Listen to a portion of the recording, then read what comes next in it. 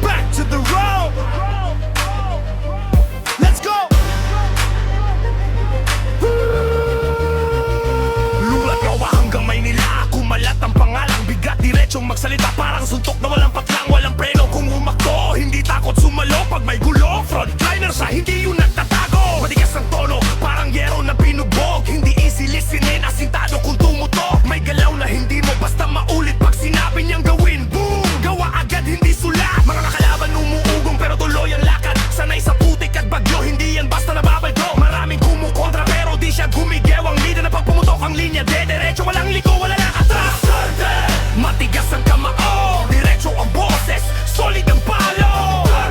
Pag tumapak sa entablado, bumibigat ang mundo, parang lindol sa kanto. Hindi napipilit maging santo, pero kilala sa tapang. Yun ang totoo, sa lakas at loob na dala niya isang pangalan na pasok sa kasaysayan.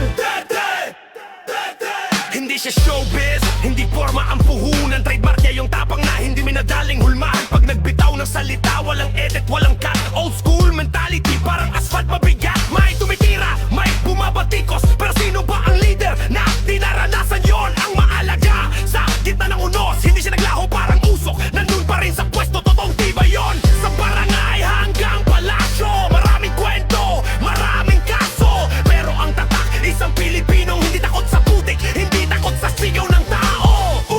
Turn that kick up. Boom bap to, hindi pang sweet talk. Tibay ng old school, tapang ng kalsada. Diretsong linya, walang pahinga. Duterte! Duterte! Pag umarap sa dilim, lumalakas lalo. Scratch, scratch, scratch, scratch. Tatak na matatag, hindi matutunaw to. Banggalan na bumayo parang drum